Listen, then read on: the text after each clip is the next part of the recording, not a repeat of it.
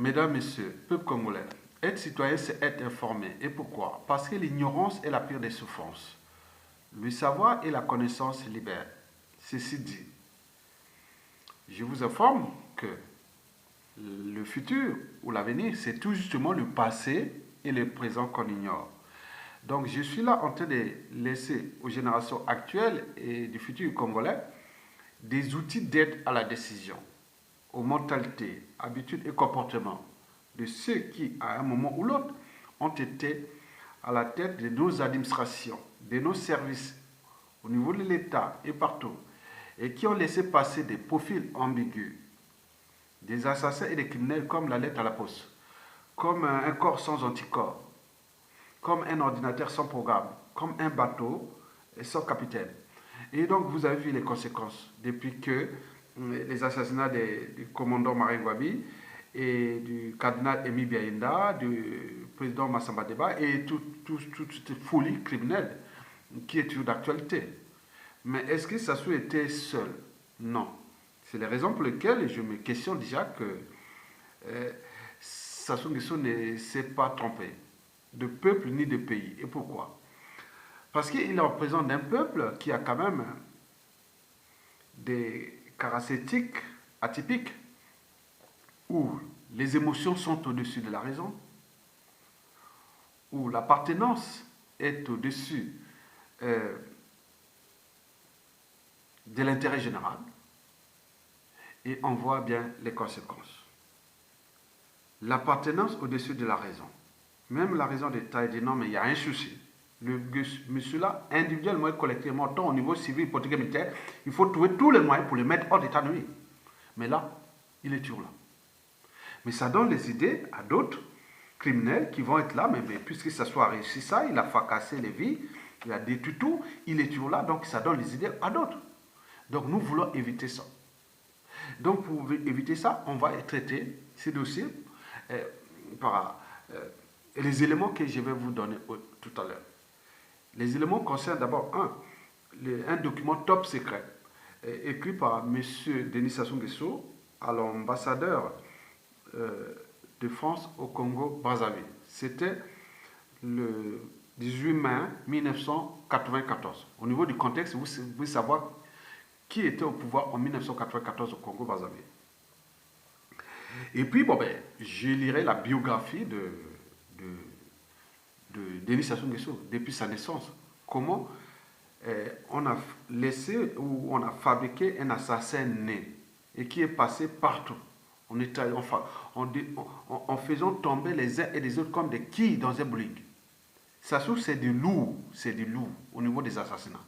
Mais il n'a pas commencé comme 1977 jusqu'à nos jours, mais bien avant les années 50. C'est ce qu'on va vous dire, mesdames, messieurs. Et après, je ferai un peu de rectificatif sur le document et des compléments d'information. Et puis, je ferai un cours d'équipage pour nourrir les débats. Mais l'enjeu ici, que vous, avec votre âme et conscience, et que vous, la raison est au-dessus de l'appartenance, que la raison est au-dessus des émotions, qu'il faut placer le fait de l'intérêt général au-dessus de vos trucs d'émotions ou de tribus ou autres. Donc nous ne sommes plus là à ce stade. Donc nous laissons quelque chose là pour ce pays-là parce qu'il faut dire que depuis que Sassou Nguesso, dans tous les services, mais le capital n'est pas que des capitales d'essai du Congo, mais avec Sassou Nguesso n'est pas que de près d'un million de morts. On peut aller même au-delà de 2 millions de morts. Donc pourquoi il a réussi à faire ça et que nous sommes là en train de s'indigner, au lieu d'agir comme le fait la plupart des peuples, il arrive une injustice ou une oppression, ils s'indignent, puis se structurent, s'organisent et après ils agissent individuellement et collectivement, tant au niveau civil, politique et militaire. Mais alors là, nous, on continue à pleurer et autres. Donc ça lui donne des idées à vous fracasser, un être mortel qui va partir et vous laisser une merde. Mais à côté, il y a des gens qui, au cœur de leur lit, commencent à penser. Ah oui, c'est possible, il a fait ça avec ce peuple-là. Donc on se demande quel est ce peuple, quel est ce pays.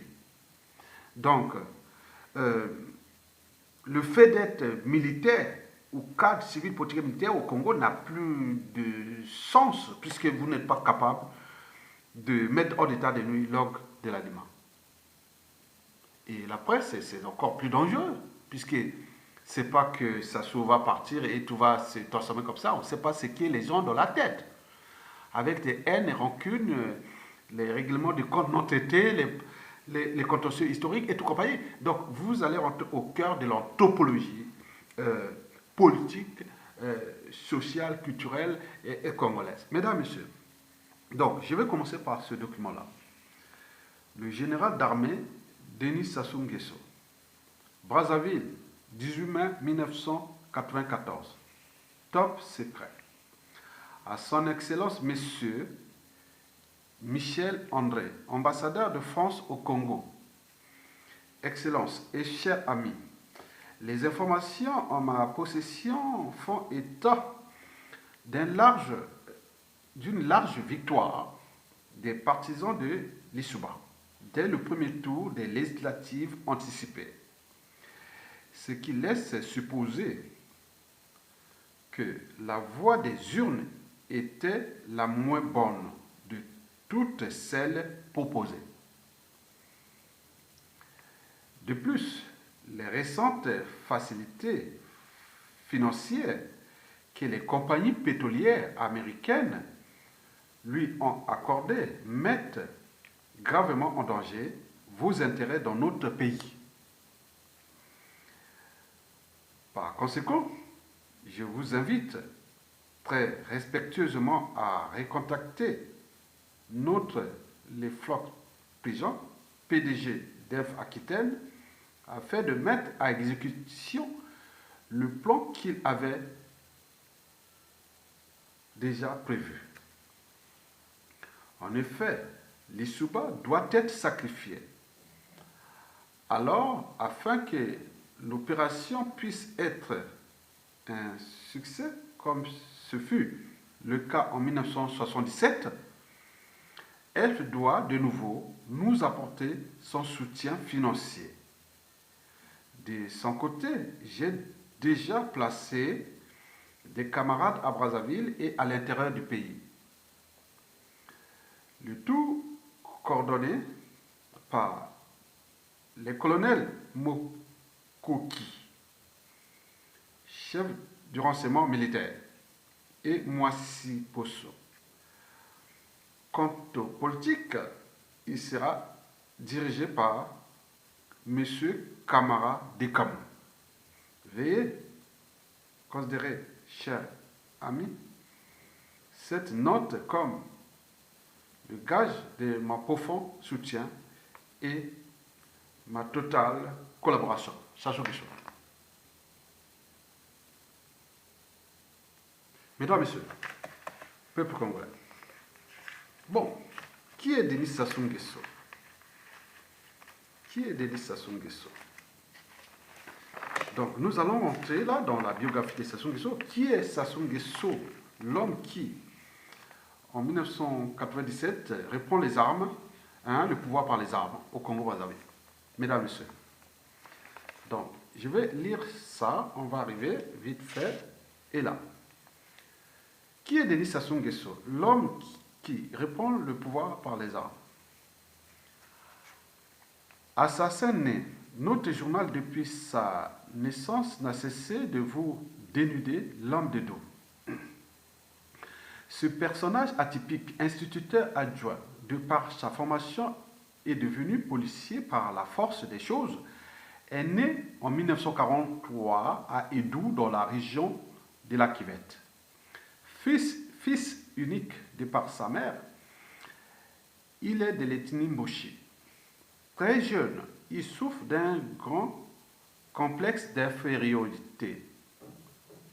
À 10 ans, alors qu'il part à la pêche avec son cousin, le neveu de son père, Sassou Nguesso est frustré pour ne pas avoir capturé autant de poissons que son cousin. Pris d'hystérie, il prend son cousin, le terrasse et l'assassine, sans émotion, sans sourciller. c'était normal et naturel pour lui.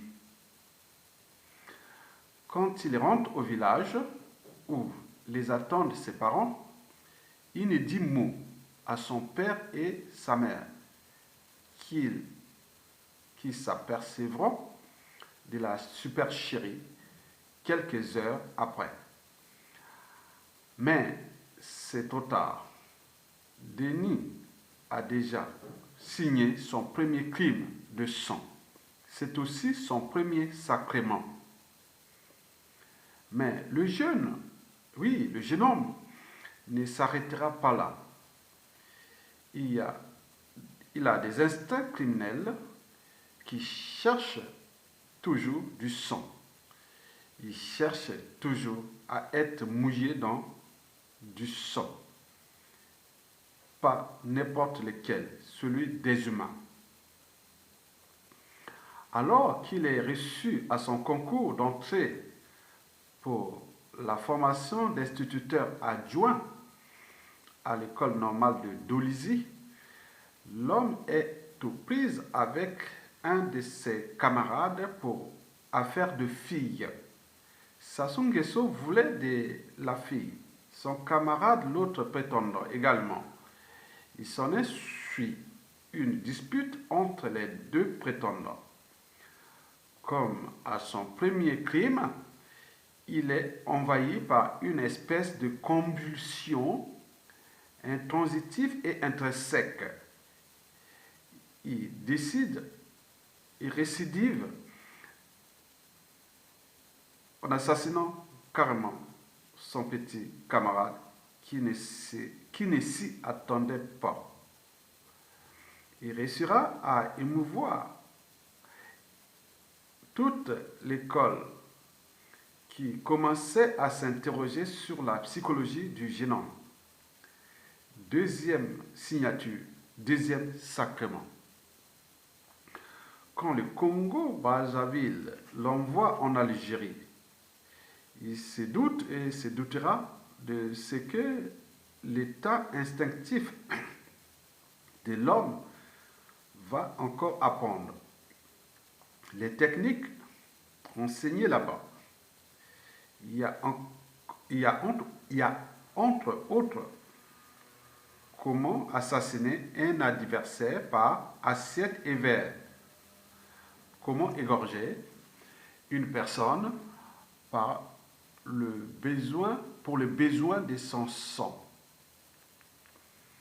C'est là qu'il perfectionnera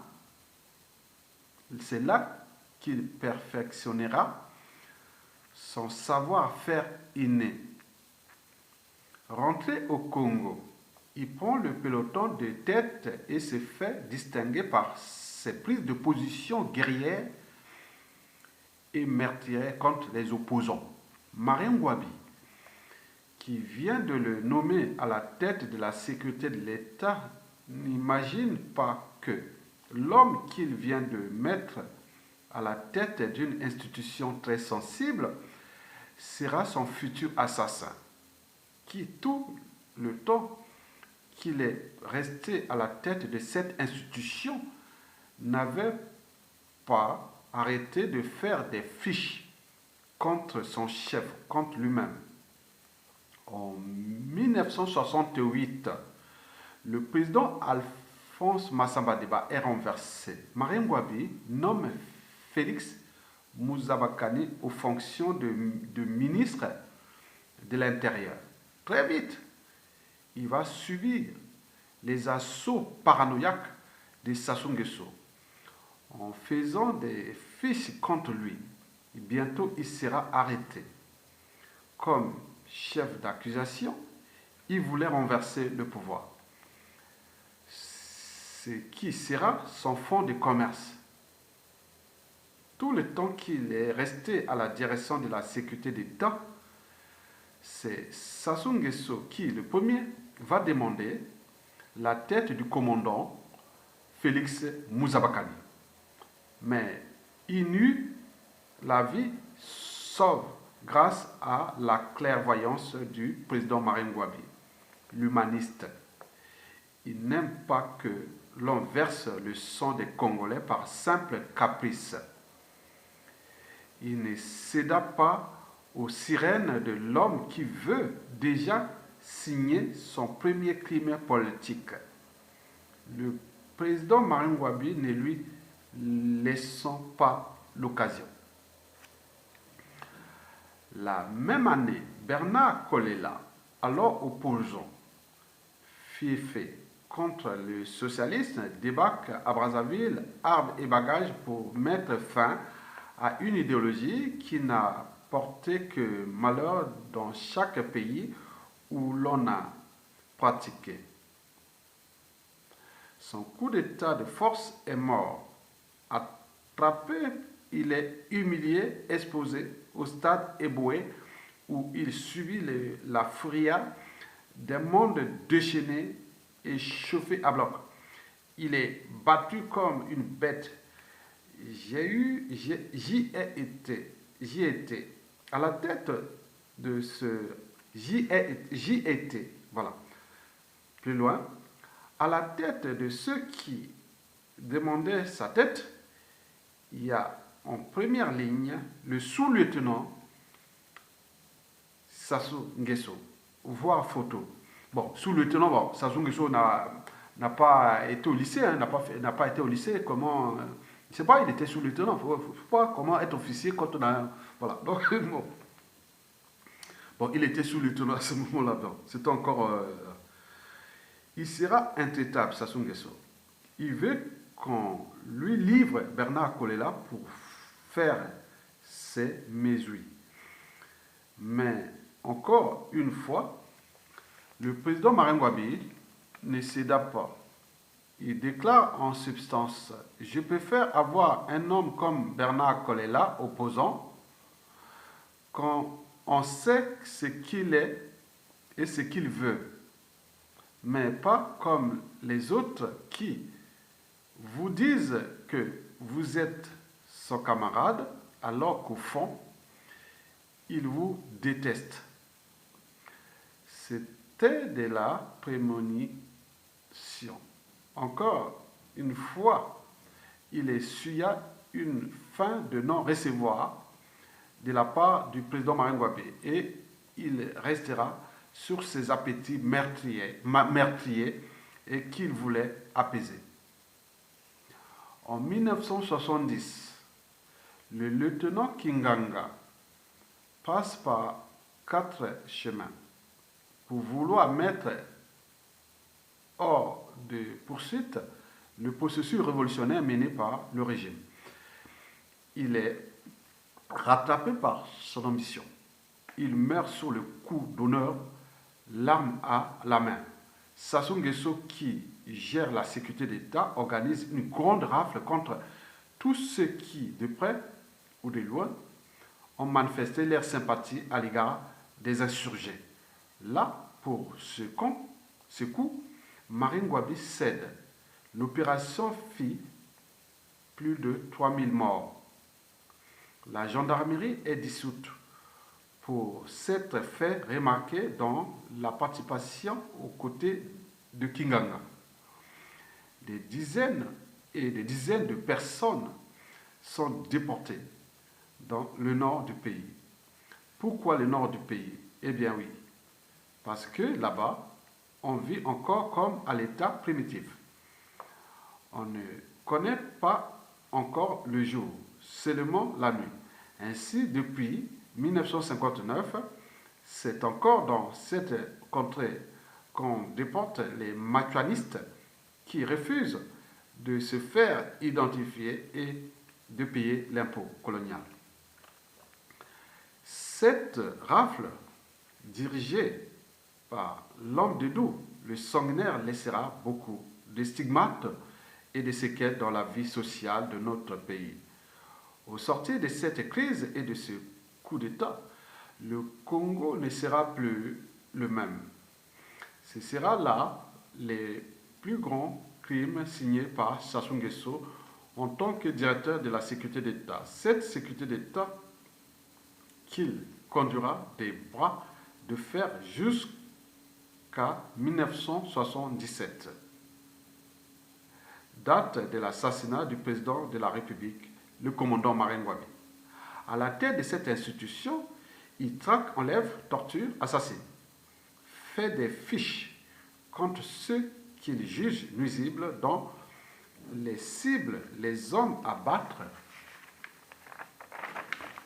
excusez-moi, reste pour lui l'homme du pôle, trop intelligent, travailleur et trop patriote à ses yeux.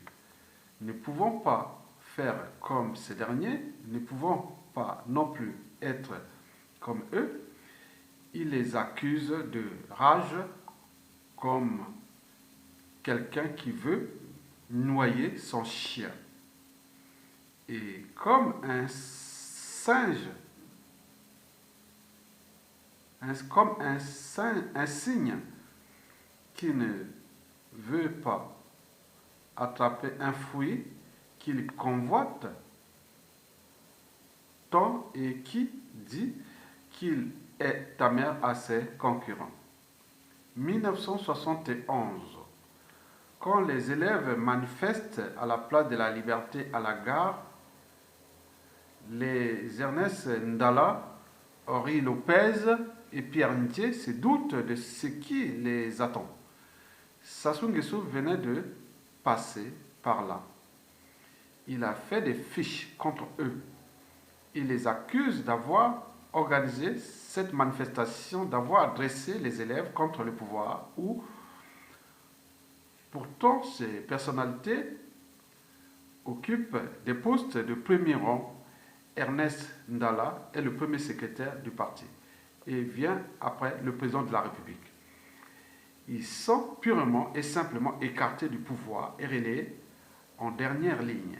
C'est à partir de ce moment que la révolution reprenait son élan, devrait déclarer en substance. Martin Ngouabi et que tous ceux qui s'étaient hissés très haut devraient descendre. Sassou Nguesso venait encore une fois de marquer des points dans sa jalousie meurtrière. 1972, nous sommes le 22 mars. C'est le jour le plus long pour le Parti congolais du travail qui vient de subir jusque dans sa chair la plus grande secousse qui remet en cause l'existence même du parti.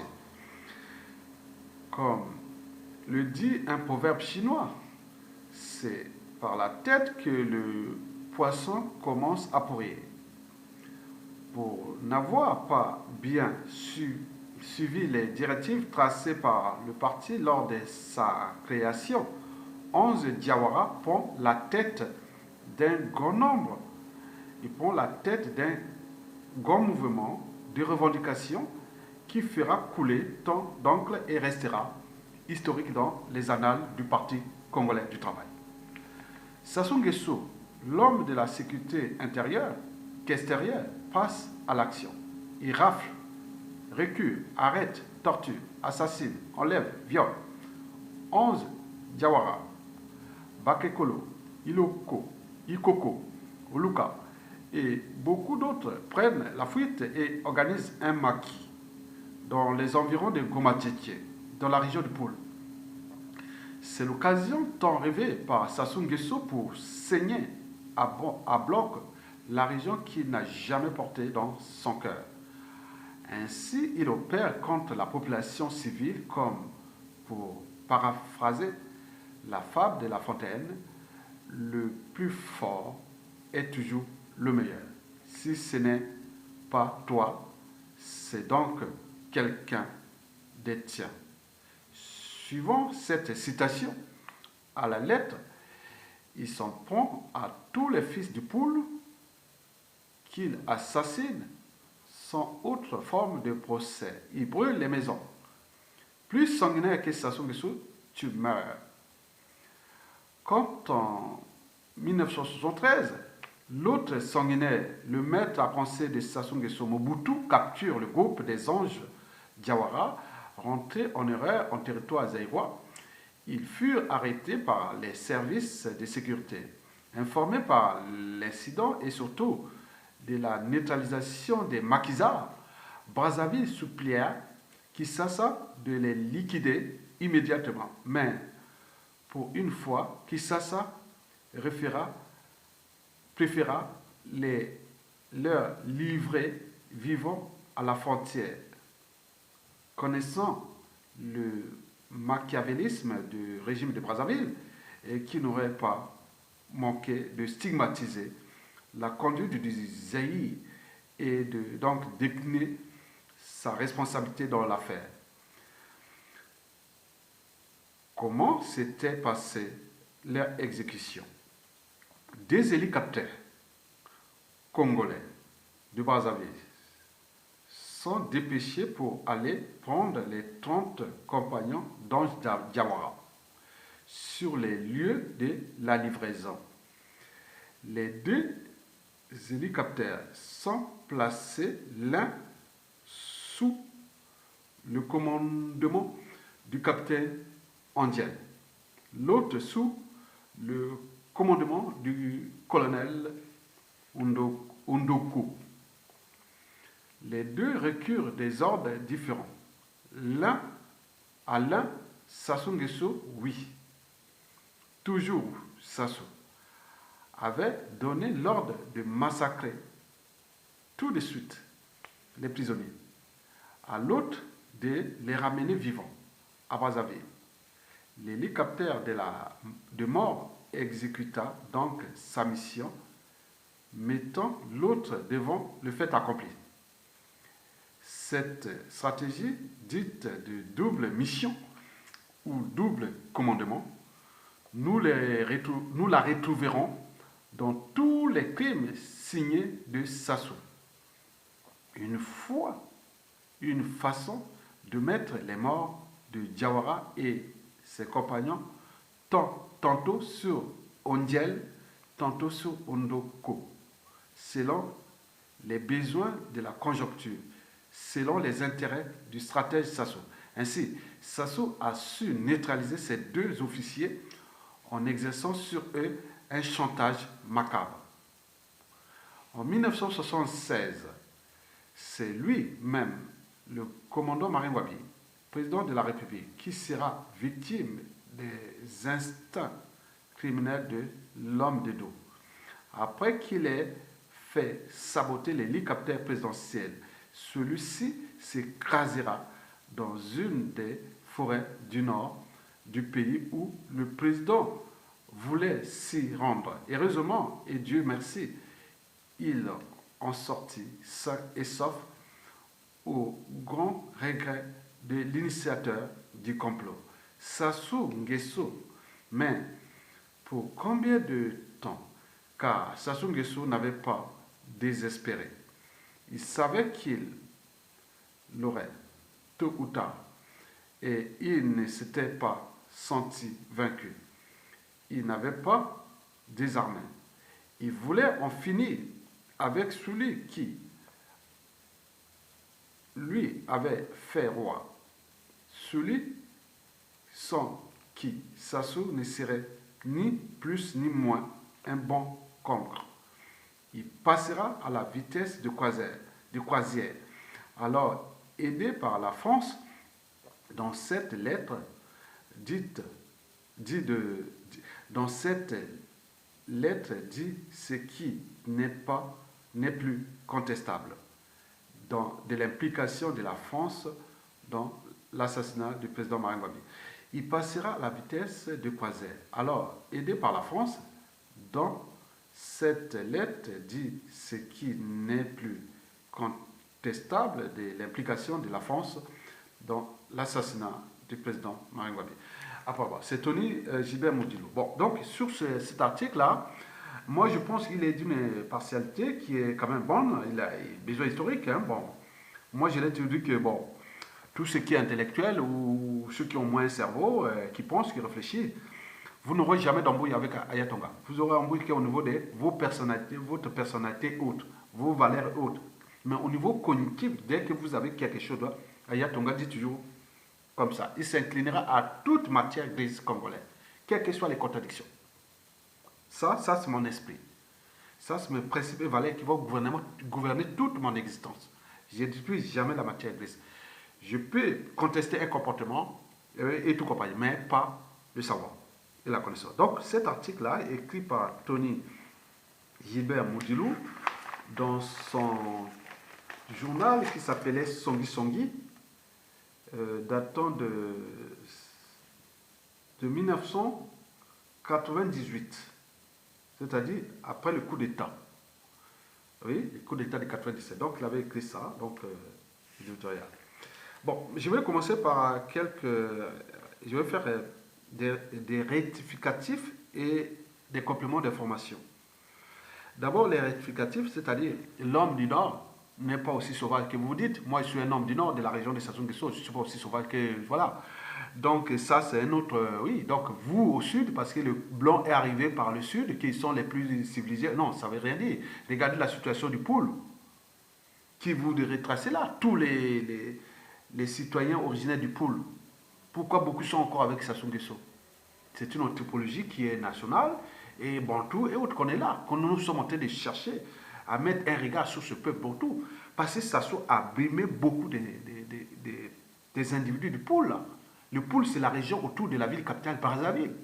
Mais beaucoup des éléments du Poule continuent à travailler avec Sassou Nguesso. Donc c'est un non-sens. C'est pas qu'au Nord, comme ça. Bien sûr que le Nord encore est écologique si Sassou Nguesso cherche à détruire, mais c'est l'avenir du pays. 60% de forêts de type amazonienne, et donc il y a tout là-bas. Donc c'est pas encore jungle que vous pouvez, oui, il n'y a plus de jungle dans cette planète Terre.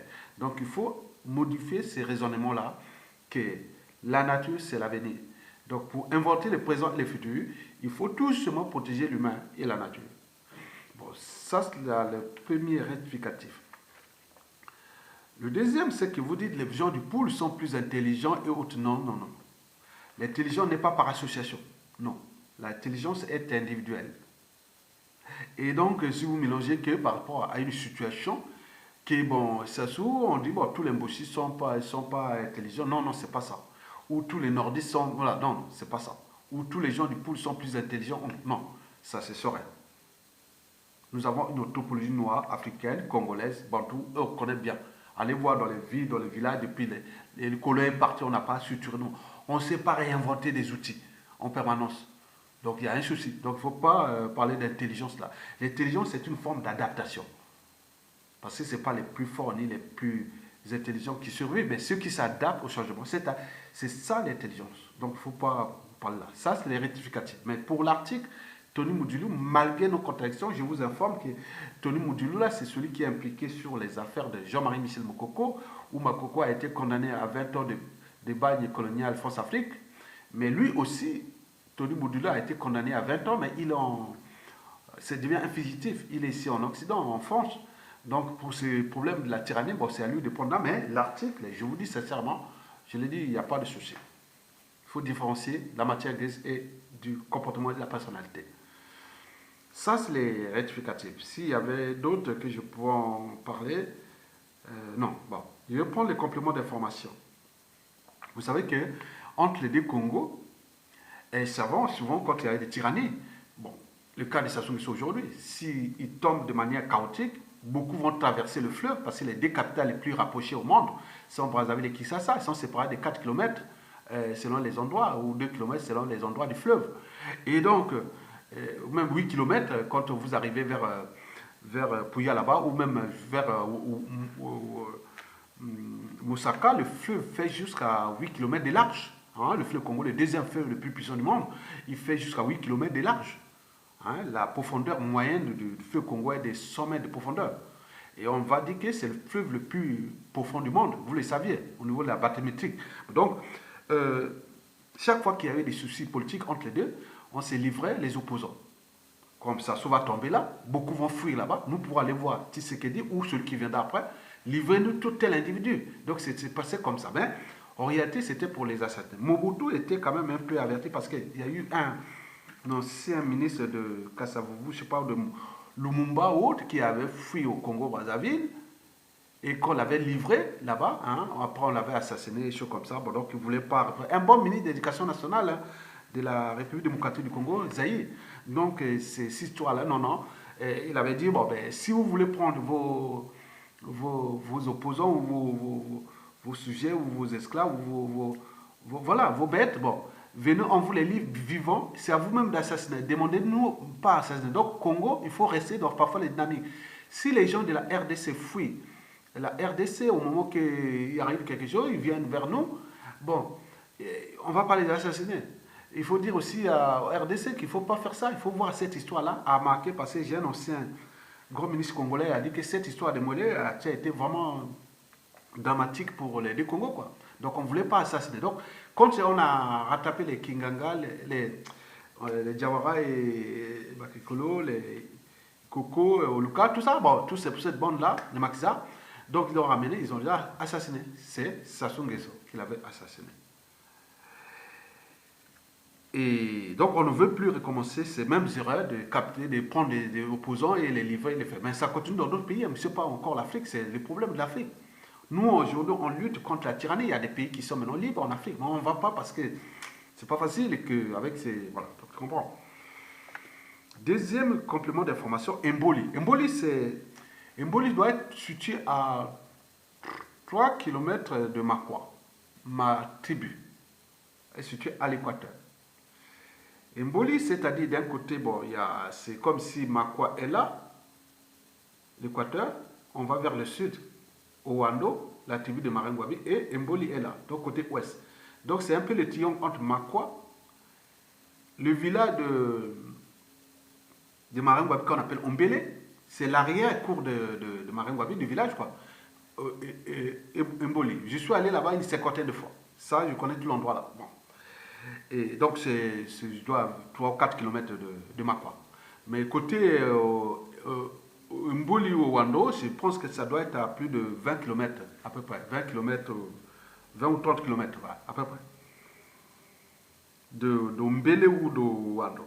Si je vois bien, il faut voir sur la carte. Donc, Marine Ngouabi a failli perdre sa vie là-bas. L'hélicoptère a été fait. Bon, après, bon, c'était en 1976. Hein, et après, bon, un an après, il est mort. Et Sassou Nguesso avait congolisé son nom en 1975. Il s'appelait Denis Sassou. Maintenant, il a mis Sassou Nguesso. En 1976, quand il était monté en puissance en tant que ministre de la Défense, c'est partant sa vie. Marine Ngouabi était d'une naïveté sans borne. Pourquoi? Parce qu'il y a des problèmes d'appartenance. L'appartenance tribale, géopolitique, autre. Donc vous pouvez avoir un mauvais, quelqu'un de votre assassin, votre ennemi, autre, par le fait d'appartenance, comme on n'a pas franchi les barrières de la raison, il a vu les gars parce que Marine Ngouabi avait pris le pouvoir au sud. Et donc pour se protéger, il s'est protégé avec les frères du nord et de sa région, donc la région de l'Akivette, donc ma région, qui est la région de moi, oui, ma même région qui est Jean-Marie Michel Mokoko, la même région que Marine Ngouabi, la même région que Sassou Nguesso, voilà, Yobi Opango, tout ça, c'est ça. Bon, donc, ils avaient joué sur ce jeu-là, donc, pour se protéger, soi-disant, pour les tribus. Donc, comme on n'a pas franchi les barrières de la raison, les émotions au-dessus de la raison, l'appartenance au-dessus de la raison et de l'intérêt général, de la raison d'État, oui, Sassou ne serait pas là. Sassou Nguesso, Marine Ngouabi, a vu que ça commençait à monter. Il est rentré d'une naïveté sans borne. Marine Ngouabi, il était certes une maniste, bien sûr, mais Sassou Nguesso l'a entraîné dans les crimes de sang. De Kinganga, de Diawara, de tout ce qui s'est passé là. C'est Sassou qui commandait. Donc on se demande quel est ce peuple.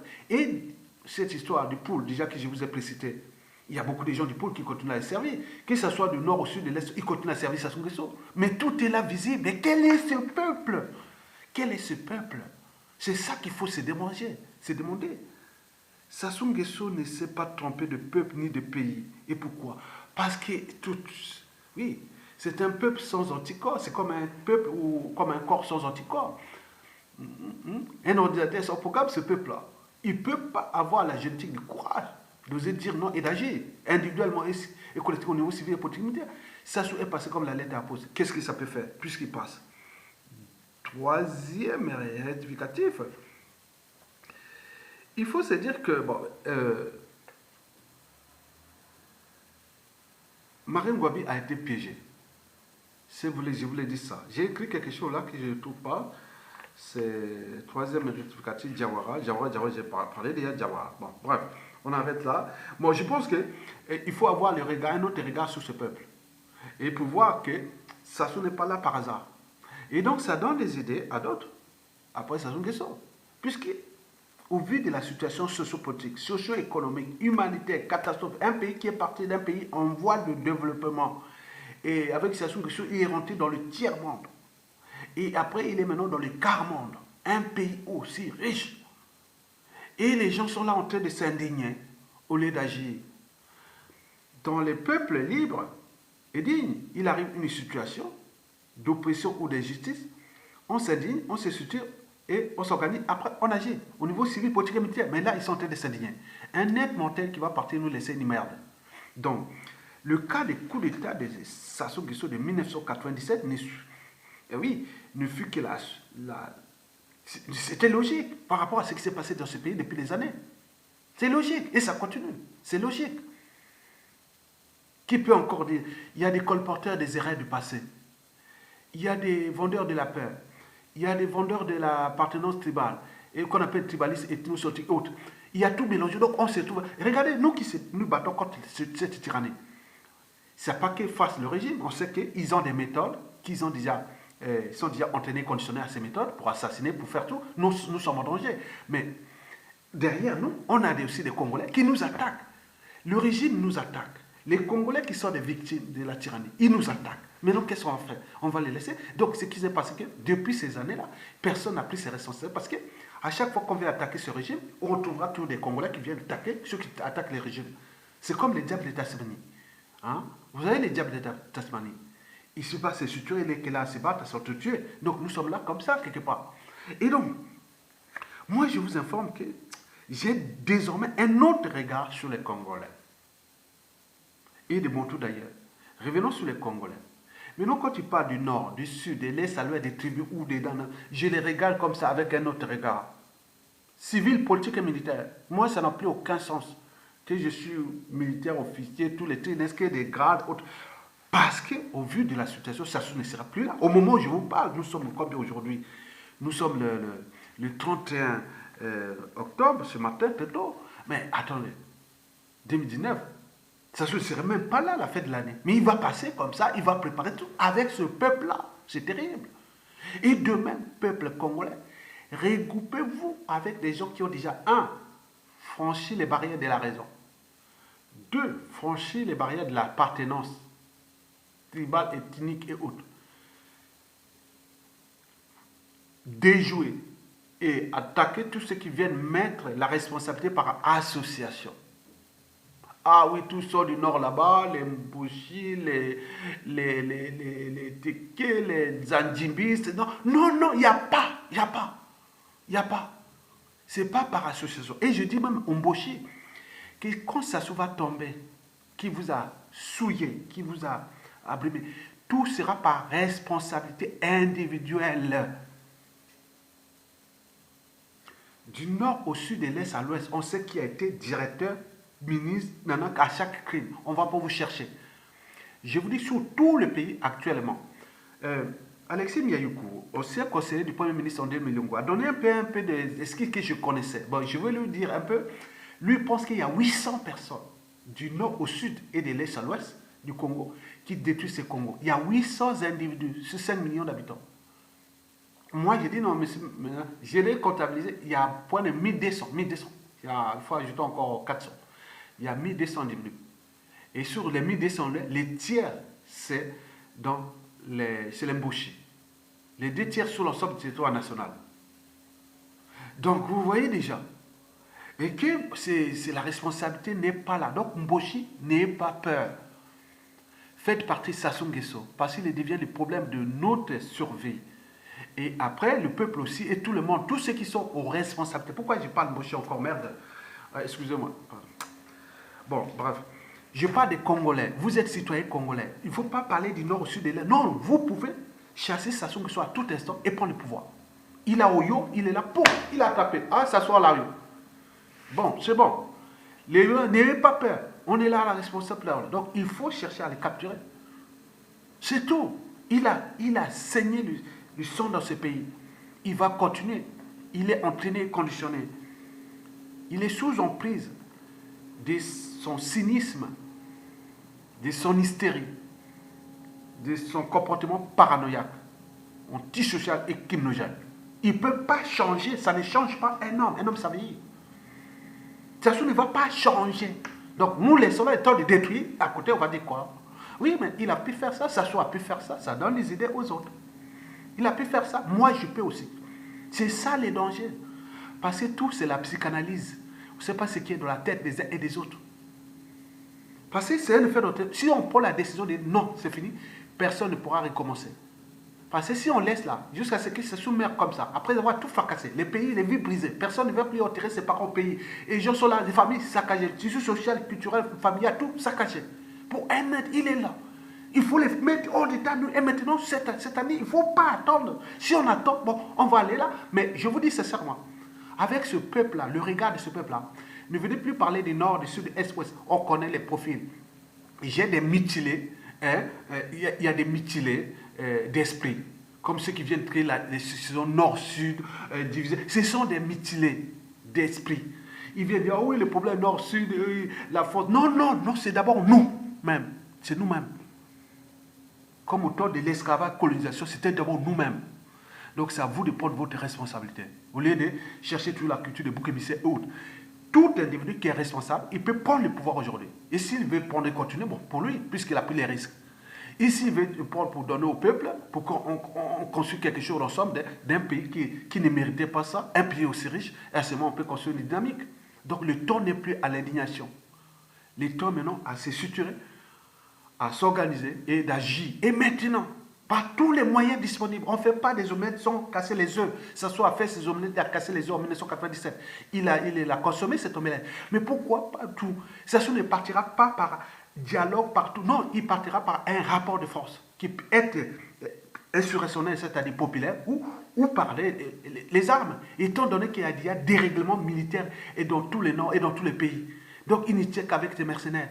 Et la France-Afrique qui attend un coup de main. Mais si le peuple dans la rue, les officiers vont se désolidariser, ils n'attendent que ça. Prenez toutes les structures et stratégies pour dire que nous ne sommes pas des peuples de moutons.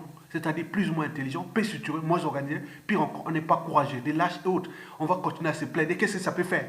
Ça se va continuer. Dans le discours de la servitude, et vous utilisez jusqu'à ce qu'il meure et vous laisse une poudière. Un pays de merde. Qu'est-ce que ça peut faire? Puisque vous avez mérité ça. À vous de prendre votre responsabilité. Je termine là, mais quant à Tony Moudouli, bon, je vous ai lu le truc de Songi Songi, hein. Donc, excusez-moi de ça, bon, donc, je vous donne les titres, hein, voilà. Document, la preuve est là, document top secret. Et l'article que j'ai lu.